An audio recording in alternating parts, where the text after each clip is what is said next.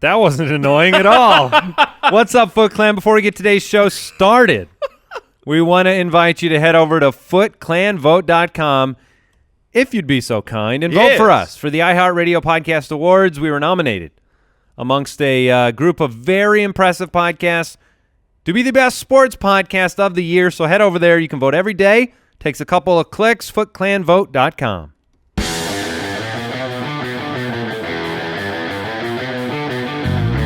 Welcome to the Fantasy Footballers Podcast, coming to you from Draft.com Studios with your hosts, Andy Holloway, Jason Moore, and Mike Wright. Oh, welcome to the show. Back again. It's Friday, November 9th. Oh, it's Friday. And we are the Fantasy Footballers back again talking football. That's what we do. Had a fun Thursday night game. We're going to talk about some very interesting things on the show today. Wow, Jason, just an amazing. What a call. I've got some good juju going on. Call. You sifted through name after name. You found your way to a potential start of the week. I hadn't heard of him until yesterday. Yeah, well, you heard of him. Pass number one. Juju Smith-Schuster, your start of the week. I didn't see it coming. Wow. How do you feel? My Twitter timeline exploded. Thank you, FootClan. It's a fun way to start a game when you get made fun of saying, "Oh, really, you're going Juju?" And then I'm like, I think he's going to have a really big game. And then it was like, boom, off to the races. But 75 yards. How do you feel? What was that? Was a 75-yard touchdown, right? Yeah. Correct. How do you feel about the first play being a 75-yard touchdown, then getting 90 total receiving yards on the day? Totally fine with it. I would be very disappointed.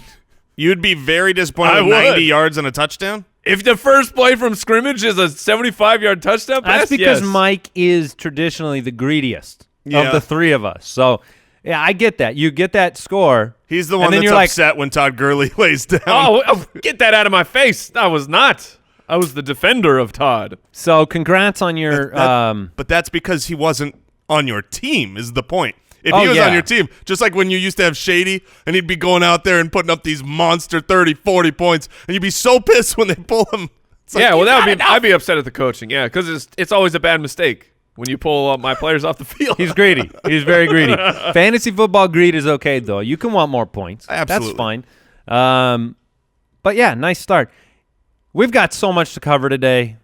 We've got big news to talk about, or I polled our listeners about Lev Bell, James Conner. We're going to get into that shortly.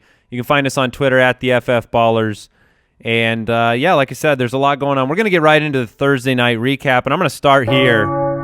Ooh, ominous. James Conner, last night, people wondered why I wasn't on the field. He got placed in the concussion protocol. It was weird, though, because even before the blue tent experience for James Conner, in the first half, he was getting pulled off. They were putting other guys in. I know that the sideline reporter came in and said that Tomlin just wants to rest Conner a little bit, but his usage was strange to begin with. Then you have the concussion protocol, which somehow he passed, but now he's back in the concussion protocol. Before the concussion protocol, I remember thinking when Samuels was on the field or Ridley, but I remember thinking it feels like Tomlin is trying to figure out, or the offensive coordinator, whoever's putting him in, is trying to figure out, how do we use two backs? Right. Because it was very not Steelers. And now Le'Veon Bell is in Pittsburgh. He's asking for the sticks. He thinks He he's tweeted up. out, it's safe to say it's time to pass the stick. I like how it's safe to say. Yeah, I don't know what that means. James Conner has been crushing, man. James Conner's Crushing your touchdown bank account. and his performance at the beginning of the game was so impressive. He's got that little shimmy that he does at the line of scrimmage. But look, fantasy owners need to prepare because it's going to happen. And Lev Bell's going to come back on Tuesday. I put it at 95%.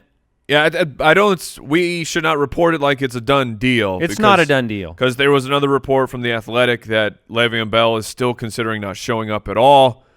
It's an absolute total disaster, and nobody has 100% satisfactory news on it except for Le'Veon Bell. Yeah, and he's not telling anybody. Even Ian Rappaport at the beginning of the day yesterday was like, nobody knows if he's showing up.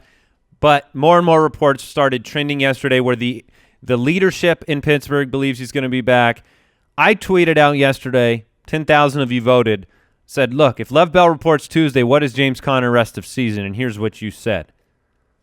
You said 41% of you said RB1 rest of season. For Conner? For Conner. Right. I don't believe that myself.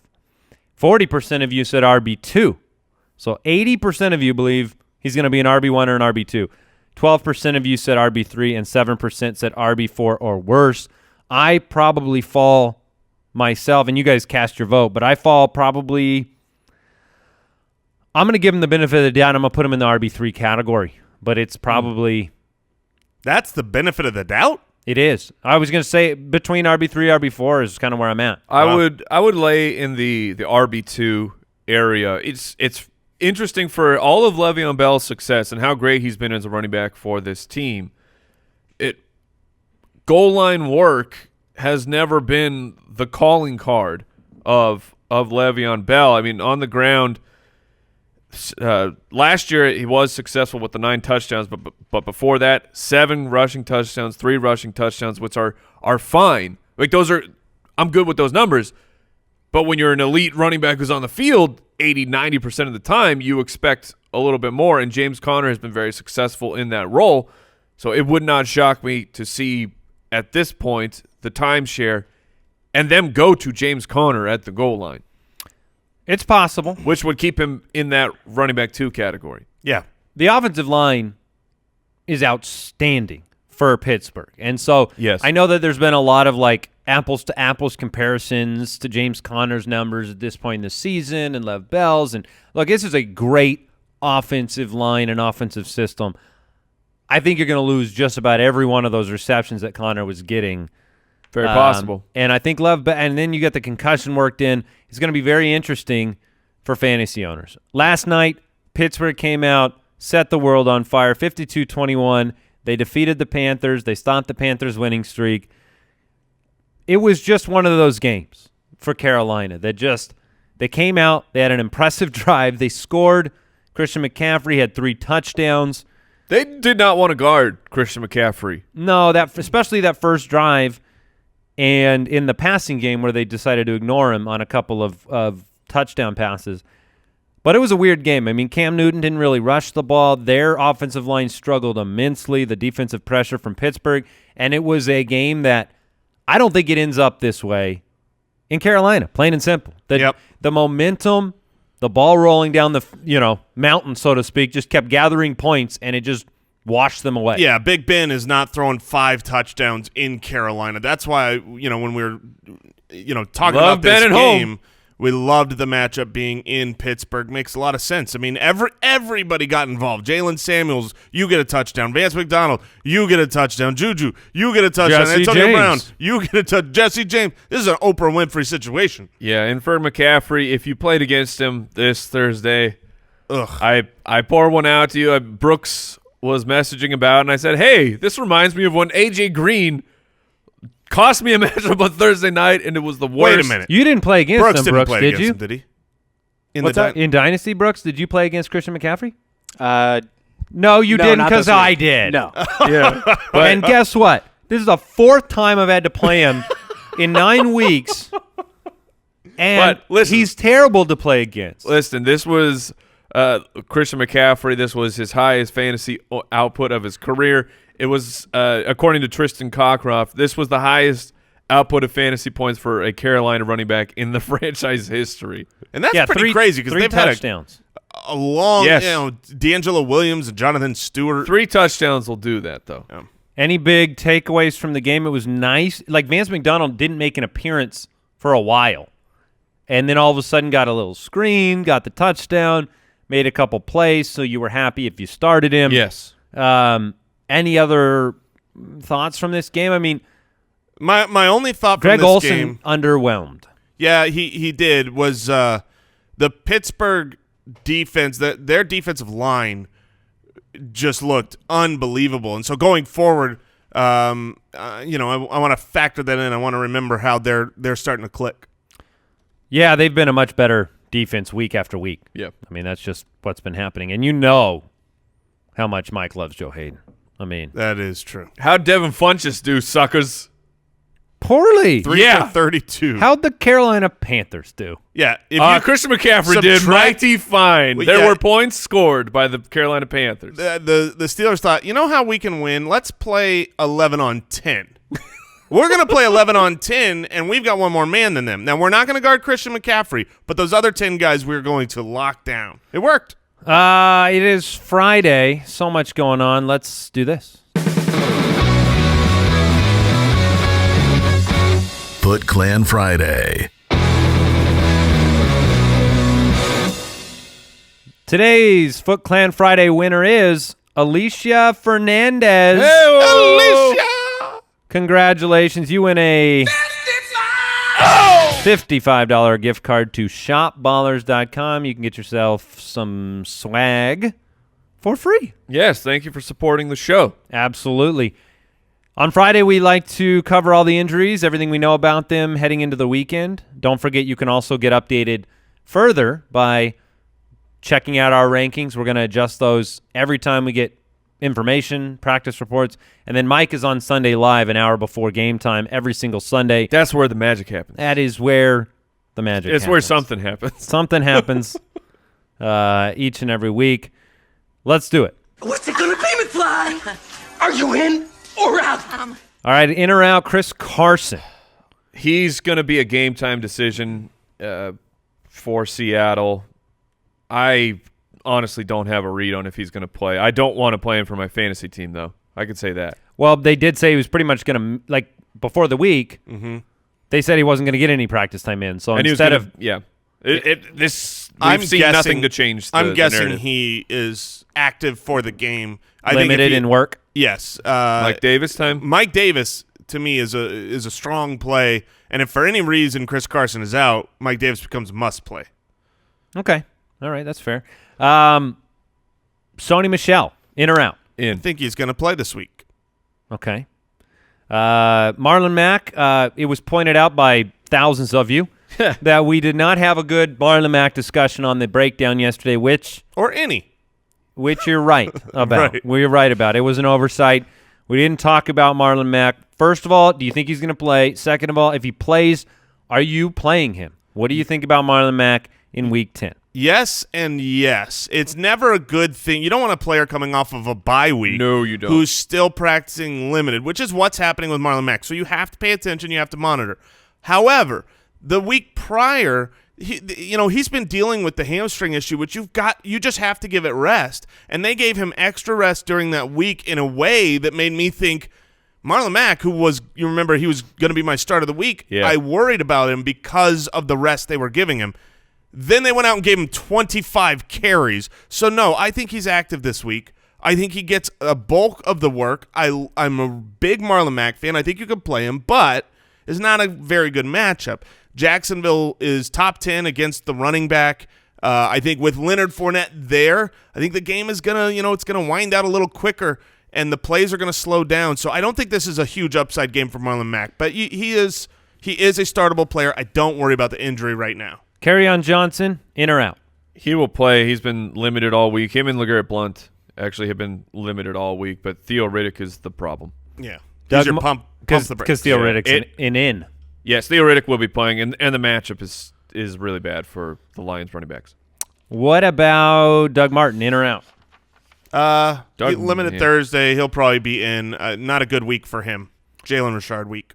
Doug Martin? Or, I'm sorry, Doug Baldwin. I mean, he's out of my lineup. He's out of my lineup. He has not performed when he's been air quotes healthy, which he has That's not. all he is this year. Air That's quotes the healthy. best case scenario for Doug Baldwin is air quotes healthy. He has not performed. Now he's got a new injury. This isn't the knee. This is a groin. My groin. And so Nice. he's out of my lineup, even if he plays. Sammy Watkins, in or out? I'm going to say out. Didn't with practice with the Wednesday or foot. Thursday with the foot injury. Jamison Crowder, in or out? He returned to practice. I think he'll be in. How do you feel about Maurice Harris. Yes. Yeah, my start of takes the week some was shine. contingent on Jamison Crowder being out. That's what I said yesterday on the show. I'll definitely be pivoting. I'm going to watch for the practice report today. You can check Twitter at Andy Holloway. I'll pivot off of Maurice Harris if Crowder is active. It's too much of a risk at that point. Quincy Enunwa, in or out? He did not practice Wednesday or Thursday, but it won't shock me if he plays. I'm pivoting to Antonio Brown. It's official. Too late. Already played. Dang it. Find someone else. Go Adam Thielen. Can't. Bye week. Keep going. You can grab Tyreek I'll Hill, take though. Tyreek Hill works. There you go. Robbie Anderson didn't practice Wednesday or Thursday. In or out? Same thing as Quincy. I believe he will play. Yeah, he sat out Wednesday and Thursday last week, and then did play. Rob Gronkowski, in or out? Limited practice for Gronk. I lean that he won't play because they have the bye week coming up. Get him a full multi-week of rest for his back and his ankle. So maybe he plays, but if you have Gronk, you need to be preparing. Don't be caught off guard Sunday morning that he's inactive. And then George Kittle, Well, in or out? He's got a chest contusion. Yeah, He's wearing a non-contact jersey. You saw him get hit and kind of have that look about him. He plays on Monday night, however, against the Giants. You're not going to be able to pivot to Evan Ingram. He's probably owned. So No, from what the reports are, it's not expected to impact his availability for Mondays. do you prepare yourself, though, as a fantasy owner? If you might. what's your – is it Red L? I mean, No, I mean honestly, you might Garrett be able to Selleck? get. You might be able to get Ingram. I mean, I think Ingram's most of my been leagues, dropped, Ingram is available to in a be picked lot up. of places. I've dropped them everywhere I had them. So just give a little peek real quick. He might Okay. be there. All right, Foot Clan, before we get into the fantasy forecast, I want to thank SeatGeek for sponsoring today's show. Getting tickets online, you know this, it can be far too complicated. There are hundreds of sites. There's different levels of reliability. It's hard to know who to trust. And for years, we've been trusting SeatGeek. They're the way to go, the easiest app, no questions about how guaranteed those tickets are. They're 100% guaranteed. You can shop for tickets on SeatGeek with 100% confidence. They grade everything. They show you in an easy visual way exactly what ticket is the best seat for your budget. And whether you're searching for a last-minute deal, no matter what it is, we always use SeatGeek, and our listeners get $20 off their first SeatGeek purchase. Download the SeatGeek app and enter the promo code FOOTBALLERS today. That's promo code FOOTBALLERS for $20 off your first SeatGeek purchase. SeatGeek, life is an event, and we have the tickets. We'd like to thank 23andMe for sponsoring today's show. As your loved ones get together this Thanksgiving, discover more about the genetic connections you share with 23andMe. You spit into a tube provided to you by 23andMe. Sounds easy. It is easy. You register your sample to your personal account, and you get online reports in just a few weeks. You can discover where your DNA is from over 150-plus regions worldwide. You get to see genetic similarities and differences between you and your relatives. You can share those reports with family and friends, even if they are not customers. I have done the 23andMe. These fellas have done it as well. Yep. It was incredibly interesting. My wife also did it. My wife's family, they weren't sure where they were from. Like there was some history lost in their lineage, and we were able to figure out where my wife's family was actually from. It's an incredible experience just to get that information. And now through Thanksgiving, 23andMe Ancestry Service Kits are only $49 per kit when you buy 2 or more. That's 50% off the regular kit price of $99 this holiday. Order your 23andMe Ancestry Service Kit at 23andme.com/footballers. That's the number, 23andme.com/footballers. Fantasy Forecast. You guys probably already knew this from my flag football days, but I learned through that service Brett Favre is my father. Oh, Yeah. I learned that I have the trait for elite athletic muscles. I learned the same thing, Mike. Did you learn that, Andy? No, Andy didn't learn I do that. not have elite muscles. Flabby. Yeah, that's what the two options are. It's elite muscle group or flabby. I was in the flabby category. Flabby Abby. Flappy Abby. That's what we call you now. No, I don't think you will. I don't think that one's going to stick. Twitter. No, stop yourself. I will race you right now. Don't poke the We'll bear. see who has elite muscles. All right, let's start with this matchup. The Redskins and Buccaneers. The Redskins are 5-3. The Bucs are 3-5. It's a 51.5 point over/under, and the Buccaneers Wow. Oh, this doesn't surprise me at are all. favored by 3 in this game at home. I feel like this is a 3-5 Redskins team against a 5-3 Buccaneers from this matchup, in the sense that the Redskins are so depleted. Their team is injured left, right, and center, and most importantly on that offensive line. I have personally given a team-wide bump down to Redskins players. They're on the flabby side of this matchup. They're on the Flabby Abbey, as we call them. And they're on the road. So, yeah, I'm not a fan of what I've seen from the Redskins offense this year, other than Adrian Peterson. And now he's not a pass catcher. He's running up between these tackles. He's got third and fourth string guys to pass block for him now. So it's one of the look, them being favored, Tampa being favored, is one of the reasons I am a fan of Maurice Harris in this game, especially if Crowder is out. The Buccaneers are the worst pass defense in football. They give up 38.5 points a game to fantasy wideouts. Name somebody that's going to score at the wideout position for Washington. Well, who's going to absorb some of that 38 points? Let me ask you this, because Tampa Bay, they're allowing the most slot yardage in the league, 150 yards a game, and that's where Maurice Harris made his money last week, was in the slot. Let's say that do you pivot that to Crowder is bad. Right. Will you pivot just right to Crowder? Not as a start of the week, no, because Crowder's just of the been health? He's just been so inconsistent. You haven't seen a target total for Crowder that's been in that category that you saw Maurice Harris last week. So I will move away from Harris because I'll tell you who I think I would be willing to start here. On the Washington side? Yeah, on the Washington Vernon side. Davis? And it's gross. Vernon Davis is definitely in consideration. I mean, you look, Reed is still leading in targets, but Vernon Davis just looks better. Has always had a rapport. You trying to protect yourself from some food dribble? You trying to put on that bib? I am. Little bitty baby bib? This is a little deeper, but the matchup says the pass-catching running back is valuable. Chris Thompson has already been ruled out, and now Capri Bibbs is a full practice all week for leading up to Week 10, because Bibbs has been injured as well the last couple weeks. He did get a touchdown last week, and so I think if you're hurting at the running back and you're in a PPR format, you can put on the bib. I think you can put on the bib. All right. It's going to get a little messy, but yeah, that's what it's there for. Exactly. Break the glass, put on the bib. Yeah. I don't want to get my applesauce on my T-shirt. Good. I love Ryan Fitzpatrick. He's my start of the week at the quarterback position. Yeah. The Redskins, they give up 32 points a game to the they give up 20 points a game to opposing quarterbacks. That's 24th in the league. That's not good. No matter what happens, game script-wise, it seems like Ryan Fitzpatrick or Jameis Winston finds a way to have fantasy relevance most weeks for Tampa. When you have Mike Evans, Deshaun Jackson, Chris Godwin, Adam Humphries. Wait, hold on.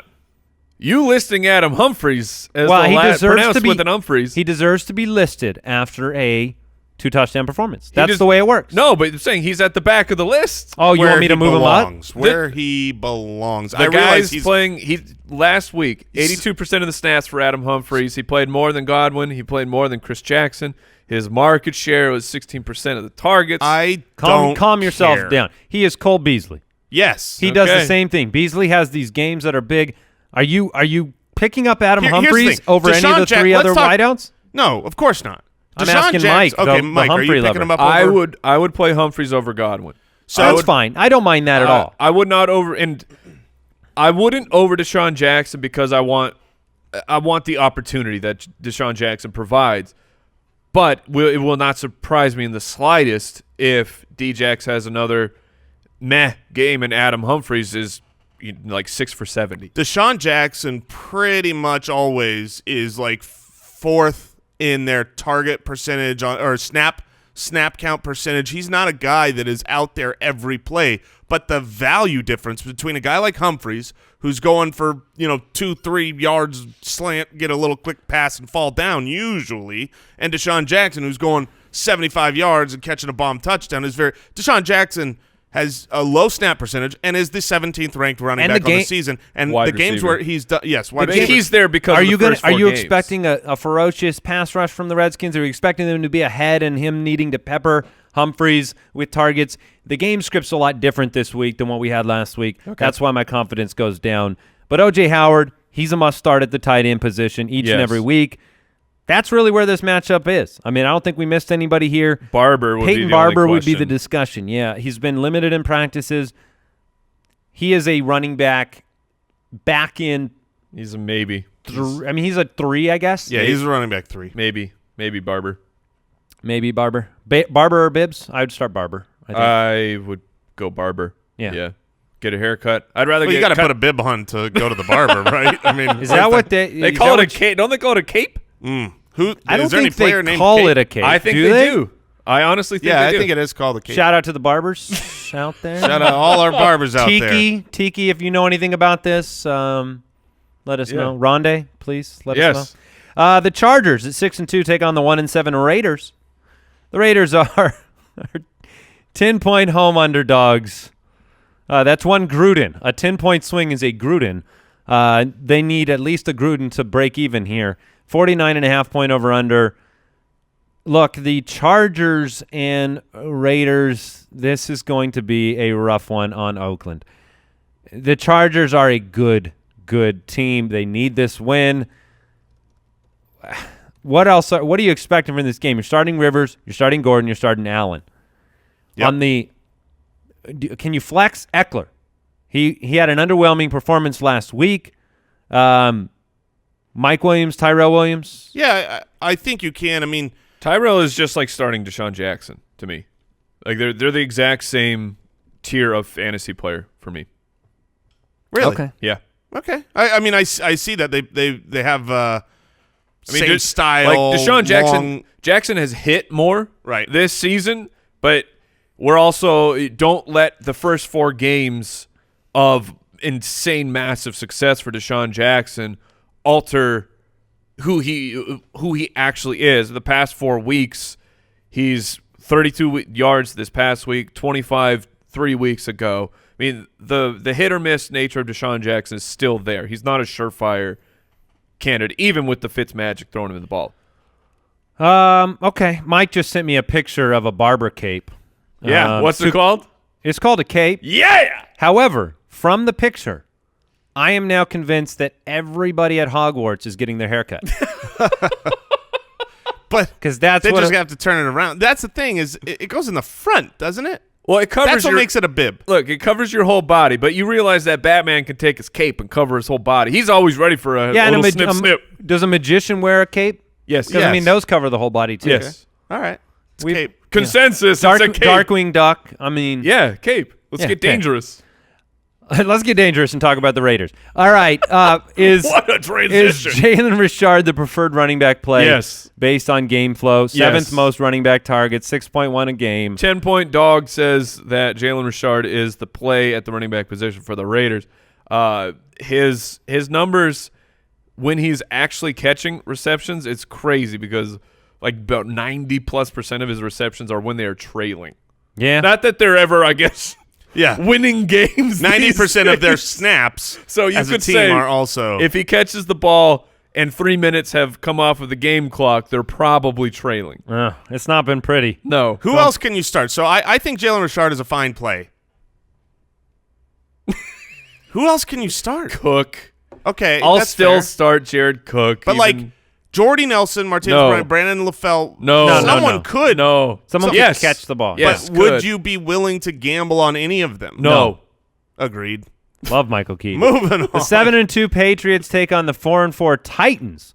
Titans are 6.5-point home underdogs in this one. 46.5-point over/under.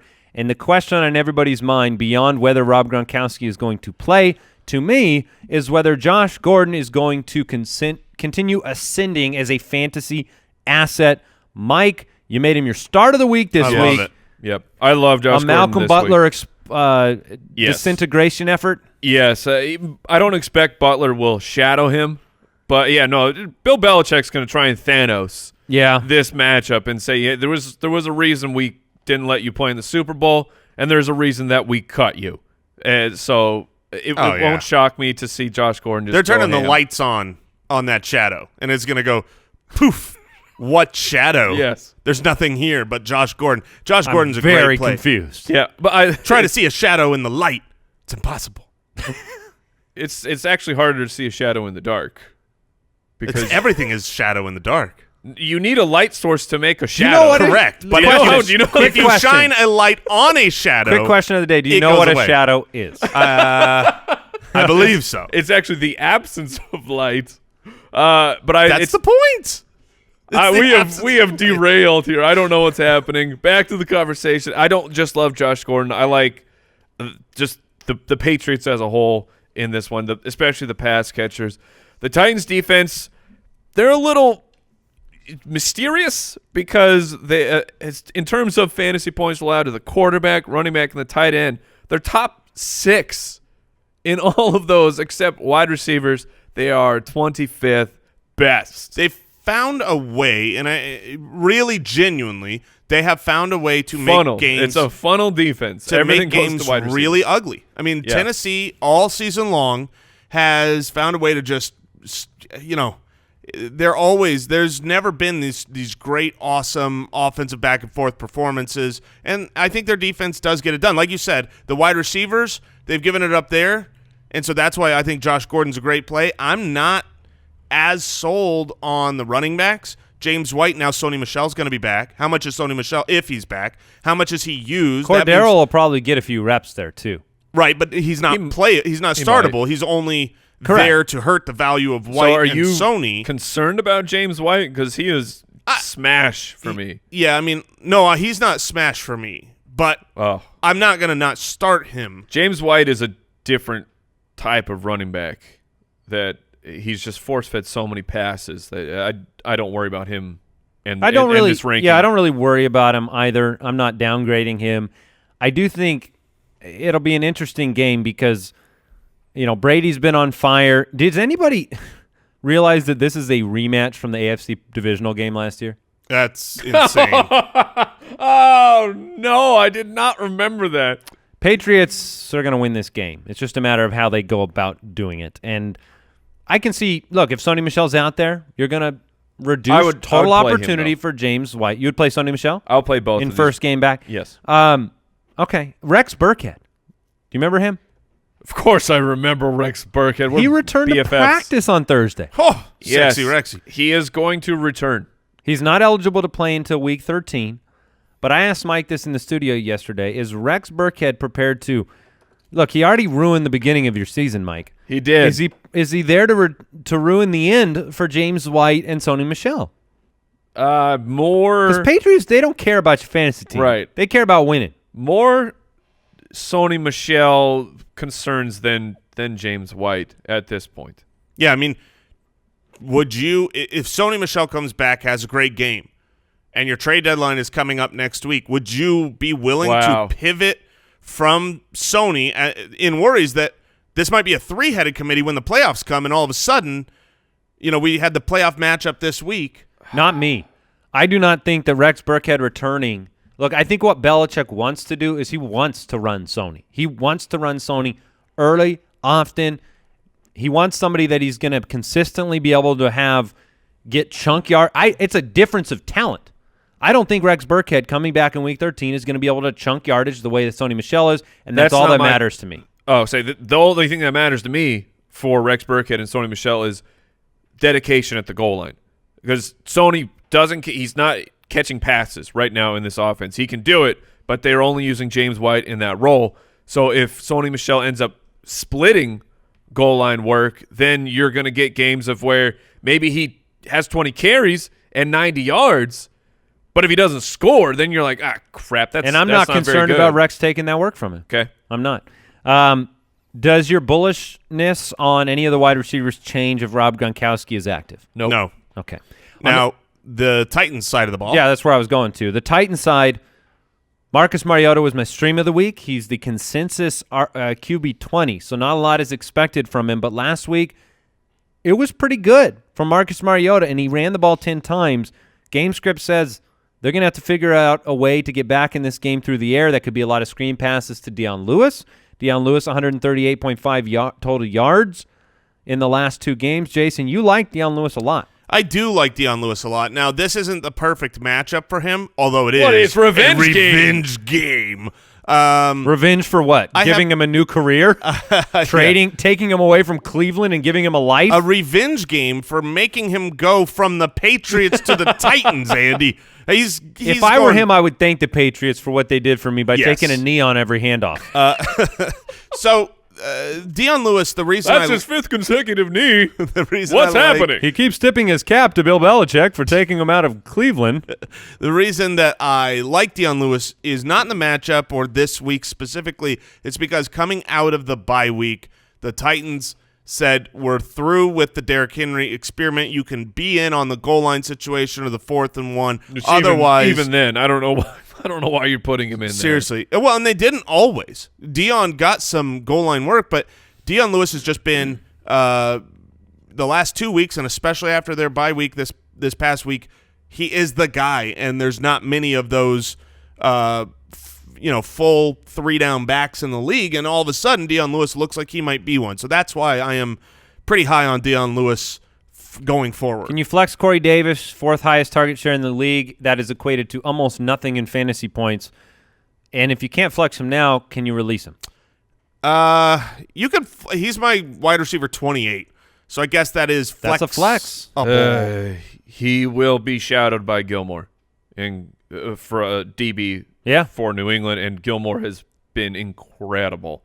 And I don't want to flex Corey Davis, but I don't want to drop him. You guys realize they moved Gilmore over to MVS last week?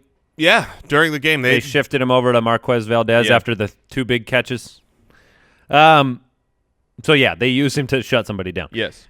The Dolphins at 5-4 take on the 3-4-1 Packers. The Packers are 9.5-point home favorites at Lambeau, 47.5-point over-under. The Dolphins have a winning record. That is who's worse, the Dolphins or the Redskins? Great question. The Dolphins. That's where I lean as well. Okay.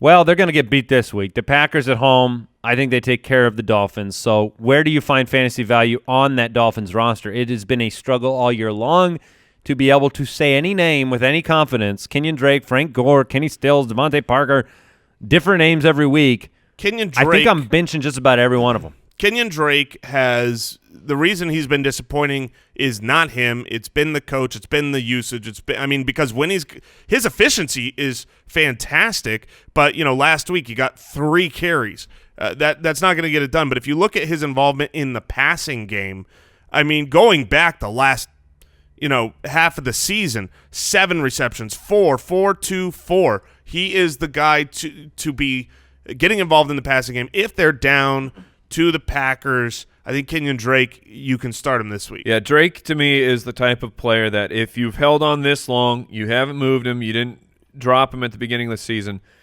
you just got to play him every single week because you can't project when Kenyon Drake's actually going to have his bigger games.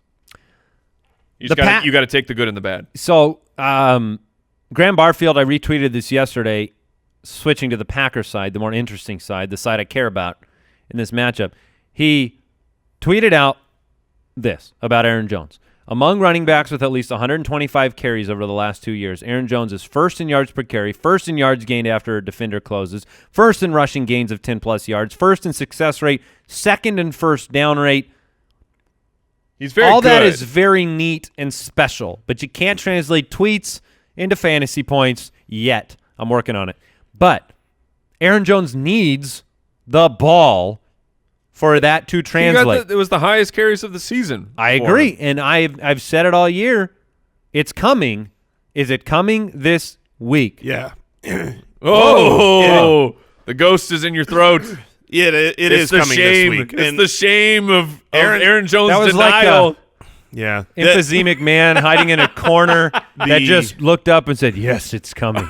Yeah. Yes. I'm afraid to play Aaron Jones this week because he's a guy that has not always done it, but I'm playing him because, I mean, he's 8 in my rankings. He's an RB1. There's no situation. There's no situation based on this game script, what he's been doing, his utilization, where you're going to be able to bench him. I don't love it. That's why I say I'm scared because it hasn't happened yet. But this is fantasy. You're projecting things. I mean, it's happened a little. Look, 12 for 86 last week. 12 for 86 with the touch 2 weeks ago. 14 for 75 and 2 for 10 through the air this past week. I mean, those are usable. Those are solid RB2 numbers. Yes. But I think this is an RB1 week he hasn't done yet. You can chunk on the Dolphins. The Dolphins are going on the road. They are ranked 24th in the league in fantasy points against at the running back position. This is an opportunity for Aaron Jones. And like I said last week, if you look at formations, if you look at the film and what they're doing with the offense and having traded away Ty Montgomery for a bag of potato chips, they're working Aaron Jones into the passing game a little bit. He didn't get every target, but he's in there on those formations. He caught a couple of passes. He just needs his baseline to rise due to opportunity, and it's happening. So you're saying you can chunk the Dolphins, and so we're expecting Aaron Jones to do the truffle shuffle this weekend. That's a reference that Andy won't get. That's why I directed it right to him. I like it. I get it. I like it a lot. Yeah. The chunk and the truffle shuffle. Yeah, you're combo. welcome, America. Very That's nice. a Goonies reference, Andy. This is because I haven't seen Goonies. Yeah, that's how it's hard to get the reference without seeing it. Look, Aaron and that's Jones. why your shuffleboard team in the office is the truffle shuffle. That is correct. And that's with old man Josh? Yes. That makes sense too. Yeah, look, Aaron Jones is the reason I pivoted away from Marquez Valdez-Scantling. I love Marquez in general. I think he's a talented wide receiver who's now getting great opportunity with Aaron Rodgers. Randall Cobb, who was practicing, got downgraded because he's just made of glass. I thought the reason you pivoted off of MVS was because you discovered a new talent I looked to the sky and I said, what is that star? That star is so far north. It's so boring. It's so far north. And so, no. But you've been I think it's important. We need to counterbalance. You pivoted off of a start of the week of MVS. Right. I'm still starting MVS in this game. I am too. I agree. I mean, I'm not saying he's a bad play. He just wasn't going to be my start of the week. He is my wide receiver 22, so a lower end wide receiver 2 in this game. I like him a lot. I was always down to play Geronimo Allison even in the games where you weren't expecting high volumes. Yeah. And Valdez-Scantling is that role, field stretcher, big plays. Xavier Howard will be on Devontae Adams. You're going to get. Yeah, most likely he will be on Adams. Won't matter. But Adams that's is so that's good. not going to stop me from playing Adams and him being an elite play.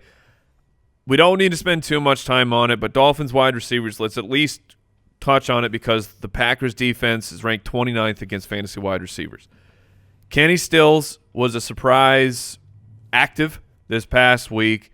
Didn't do anything, but with Stills, Parker, Amendola, are you going to smash the glass and play any of these guys? What did Amendola do last week? He was fine. Amendola has been fine every single week. 5 for 47. Yeah. He's the guy. I'll break the glass with the Humphreys equivalent on a team that should be down by a lot. Sure. Yeah. For PPR purposes, Amendola has been if you're full very point. serviceable. Seahawks, Rams. Let's talk about this matchup. The 4-4 Seahawks, 8-1 Rams in Los Angeles. Rams are 9.5-point home favorites. It's a 50-point over-under. I believe that 9.5 points at home for the Rams is a show of respect for the Seahawks. I'm surprised that the line at home for Los Angeles, coming off a loss with their firepower, to me that says that they will. I mean, Seattle's going to have an okay game here. Seattle's what defense. What are the big storylines here? I mean, what do we think about Jared Goff? I mean, I have Goff rated.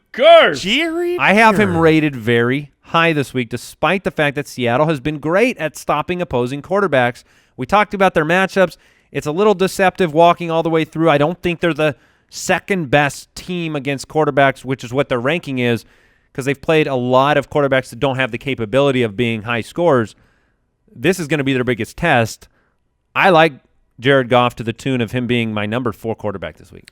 Yeah, I mean, Goff has proven because of the offense, he's a must start. He can get it out. I mean, all the value that Todd Gurley brings you in the screen game, he's bringing Jared Goff as well. He gets 365 yards a game at home, by the way. Cooper Kupp is back, is healthy. I mean, we saw that last week. So, yeah, I mean, the Seahawks defense has been shockingly good this year. For all the pieces they lost in the offseason, I was really surprised that they have been a solid defense. So it's which one is going to give, and it's going to be the Seahawks defense because the Rams are just too good at home. And like you said, Andy, coming off a loss, they're going to have to slit some throats. Whoa! They're going to have to step on. They're going to have to step on the neck. What is happening? And they're going to have to crack some eggs. These people have families, Jason. Metaphorically speaking, My of course. goodness, you're playing too much Red Dead.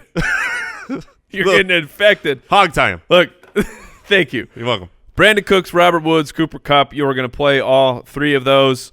You aren't going to play Gerald Everett, but just wanted to ask the question real quick. He had 5 targets, 3 for 48, so that was the season high. Too many mouths to feed. Okay. Too many mouths. If there was an injury, maybe you start looking at him, but no.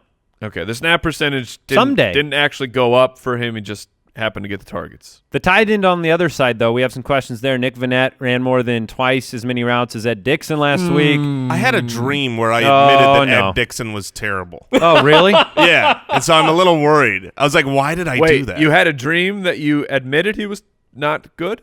Correct.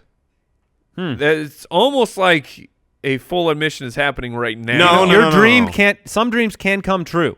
Some dreams. This is one of those. No. You turn that music off. Look, with Doug Baldwin's injury, both Vannett and Ed Dixon will be used. They're going to be down. They're going to be passing the ball. I don't think you can start either of these guys. I don't think you want to chase Vannett, and I don't think you can trust Ed Dixon right now. Can you do an over-under bet with me? On? Ed Dixon's total receptions in this game? I'll take 2. the over. So Water bet. Oh, man. nothing like winning or losing a bet on Ed Dixon catching 3 passes. Oh, I'm going to love it. And I hope he only gets 3. If he gooses again, are you willing to take double the water? Sure. All right. Thank you. He had And a touchdown apologize to the nation. He had a touchdown target last week. Just remember that. He didn't That catch wasn't it. even it wasn't even an end zone target. It was a touchdown Well, target. it wasn't a red zone. It was yeah. All I right. said end zone. Yeah, I realized that. As I was talking. Chris Carson, Mike Davis, we already talked through that. Doug Baldwin, we talked through that. Tyler Lockett, David Moore. Look, if Baldwin misses, you're starting Lockett in a game where they're going to have to throw the ball. Really, I want to know Russell Wilson. Do you like Russell Wilson in this game? Do you like Russell Wilson or Mitch Trubisky, for hypothetically speaking? I like Mitch Trubisky more than Doug Baldwin for this particular weekend. Over Doug Baldwin, huh? You would say. Did I say Doug Baldwin? Yeah. Sure did. Mitch over Doug. Got it. Okay. All right, moving on. No. Yeah, Doug Baldwin has not been good at quarterback. Over Russell Wilson. Wilson's been fine. I mean, that's the tale of this season. Is he's been fine. You get 200 yards and you get 2 touchdowns. It's very similar to last year's Drew Brees, where at the end of the year, Russell Wilson will finish as a quarterback 1, but every single week he's not doing enough to really help your fantasy team get in the win column. He's not hurting your team. So I guess that's the nice part about him. He's been safe, but you have not gotten the boom that you expected from him. He will have to throw the ball in this game. He will have to. But that's what I want him to run the ball. That's what I want him to do. 20 points, though, seems pretty safe for Russell Wilson. All right, we need to move on. We got 2 more matchups to get through and our daily dose, so it's going to be a longer one today. Enjoy, FootClan. Dallas, Philadelphia, Sunday night football. 3-5 Dallas against 4-4 Eagles. Eagles 7-point home favorites. It's a very low over-under, a 43-point over-under, one of the lowest on the week. This is a game where I think you do have to temper expectations for Dallas offensive pieces. Philadelphia's defense is good. Philadelphia is coming off a bye week. Philadelphia is playing a division rival. Philadelphia is going to do everything it can to stop the one piece that can do anything, which is Ezekiel Elliott. Amari Cooper. No, not Amari Cooper. Oh. But look, I don't last I checked, Philadelphia hasn't given up a rushing touchdown on this season. Yeah, it's not to a running back. It's not a great matchup for Ezekiel Elliott, although it wasn't a great matchup for Christian McCaffrey either. Yeah. Saw how that worked out. It's not like you're sitting Zeke, but I'm saying I have him lower than the consensus this week. As do I. I have him at RB8. Yeah, I mean, it's still a play. Outside of Zeke, I think you could start Amari Cooper. You can say it, Jason. You can start Amari Cooper. I think you can start Amari Cooper, but I'm not starting Dak. I'm not starting Cole Beasley or Gallup or Hearns. I'm not playing with the tight ends. I think that's it. Okay. Zeke is a must start, and if you need to start Amari Cooper, it's okay. You would think that there'd be more must starts on the other side of the ball in the Philadelphia offense, but to me, it's Carson Wentz, Alshon Jeffrey, Zach Ertz. Outside of that, I'm not starting anybody on purpose. No. Maybe on accident, but not on purpose. Yeah, I don't want to roll the dice with Golden Tate, not knowing his Not role yet. yet. I don't want to roll the dice on Nelson Aguilar, not knowing Golden Tate's role yet. And then at running back, I mean, it's nice for that it's not a four-headed monster. Darren Sproles is out this week. Corey Clement has missed Thursday practice due to an illness, so he should be fine for Sunday. But let's just talk through the situation. If Corey is out and it's Wendell Smallwood and Josh Adams, are you interested in playing either of those guys, and which one would you prefer? If Corey Clement was out, I would play both of those guys, and I would probably put Josh Adams in ahead because I expect the Eagles to win the game and be in the lead. Wendell Smallwood is probably going to be, if it was just those two guys, the one used in the passing game. Okay. But, yeah, low over-under, not expecting a lot of volume here. Actually, the guy then to discuss is Carson Wentz. Oh, you play him. Yeah. Okay. I mean, they're heavy favorites. Yeah, heavy favorites. The implied point at total home. for them is a lot better. Yeah, Carson Wentz. And I guess it is true when we say you can't start Golden Tate or Nelson Aguilar or these other pieces. It's because we don't know where it's going to go, but it is going to go. Monday night, the 1-7 Giants, the 2-7 49ers, the Eli Manning, Nick Mullins showdown. Oh, poor Monday again. Bad scheduling. We've got to have bad football. Who didn't enjoy Mullins last week? Yeah, it became entertaining. So here we go. George Kittle's a must start for San Francisco. Matt Breida, look, no more Raheem Mostert. Matt Breida is a start in this game. The Giants are 23rd in the league, giving up fantasy points to the running back position. Look, the question's always, can Matt Breida finish the game? But he's number one in running back yards per touch in football. He's seeing 2+ red zone looks per game. He is a start. Matt Breida is and should be out there for you. Saquon, Beckham, you play him every week. Talk to me about this matchup in a way that makes me want to keep listening. All right, you're going to play Saquon, you're going to play Odell Beckham. The biggest question mark to me of the Giants side of the ball is Evan Ingram. Nope.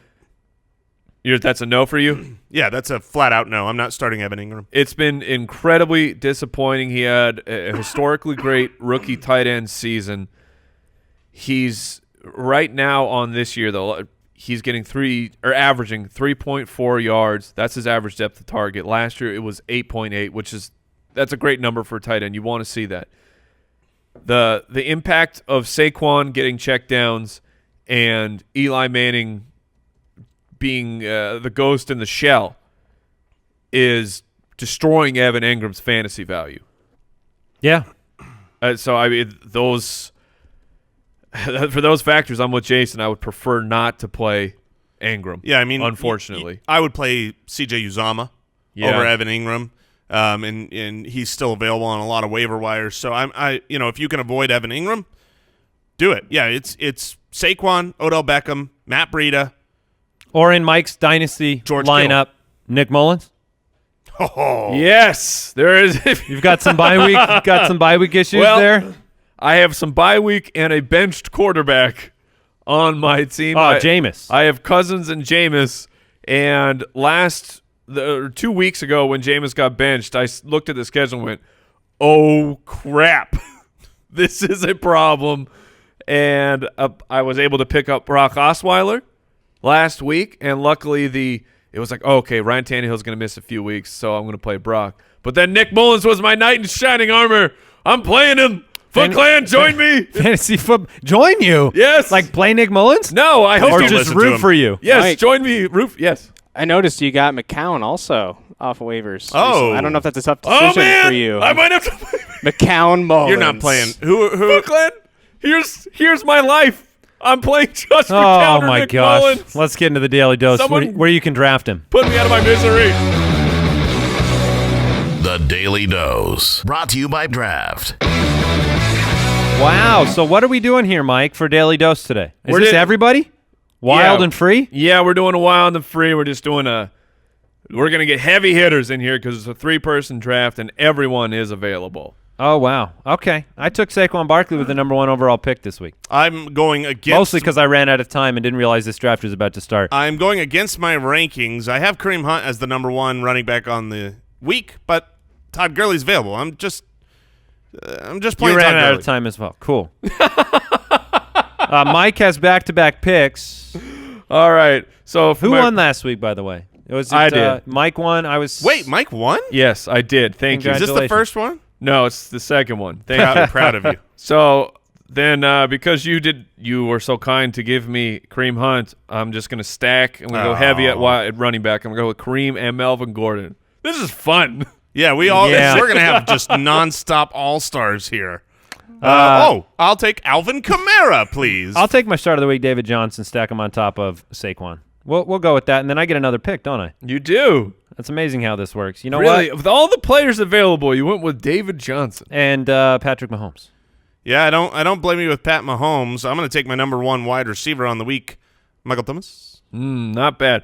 Well, then I'll take the consolation prize of Julio Jones, and then I'm also going to take Devontae Adams. It's a little disorienting being able to draft everybody because we've done like none of these. There's always been top players off the board or something of that nature. I wanted to mix it up. Yeah. Mix it up today. Well, you caught me off guard. Oh, you suck. Yeah, you wanted Oh, you that took Pat the Mahomes, stack. Tyreek Hill stack. I've played against that too many times this year. I won't do it again. I'm taking Tyreek Hill. Keep him away from you. So what, are you going Kelsey? I did go Kelsey Yeah, already. I Yeah, I figured. took Kelsey because you got Sammy Watkins likely to miss the game. And, man, what do I want to finish with here? Do I really want 2 Giants? I don't think I do. I'm gonna go with Robert Woods. Wow. I'm Is taking Robert Woods. This draft is going to end with Odell Beckham not selected? Well, I'm not going to stack 2 Giants. on That'll this be team. amazing. I'm going to diversify. And that's All right. is that your way of saying you're not taking Odell Beckham, or do you already have 2 wideouts? I have 2 wideouts. Wow, he will finish. Oh, thank you for on leaving me waiver the wire. stack, Jason. You are welcome. You get Aaron Rodgers. I took Jared Goff. Jared Garf. What just happened? I did not see Aaron Rodgers there. That was fun. All right, so my team. Why did it seem like that one went way faster? Because it's really easy to pick great players. It's when you go a little lower and deeper where you got to dig deep in the old mind castle. The Mind Castle. now, see, I thought you were going like dig deep in the mine, which is where people dig deep. But you went. I dig deep in my mind, but it was in with a a D. mind Your mind castle. is a fortress. My mind fortress. Okay, my team My is fortress is a castle. You drunk? my team is Aaron Rodgers, Kareem Hunt, Melvin Gordon, Julio Jones, Devontae Adams. This is going to be You're fun. going to win. Patrick Mahomes, Saquon Barkley, David Johnson, Travis Kelce, Robert Woods. Jared Goff throwing the ball to Todd Gurley, Alvin Kamara, Michael Thomas, and Tyreek the Freak. Okay, all right. FootClan, I recommend you try that out with a couple people because that's fun. Guess what? You can get an extra episode of this show. We recorded ours, the Footcast, each and every Wednesday, and you can get that at jointhefoot.com. You also, when you support the podcast, you get access to premium projections. You get access to flex rankings on the site. You get access to the yearly in-season consistency charts. You get access to a ton of perks, benefits. We like to give value back to our listeners and supporters.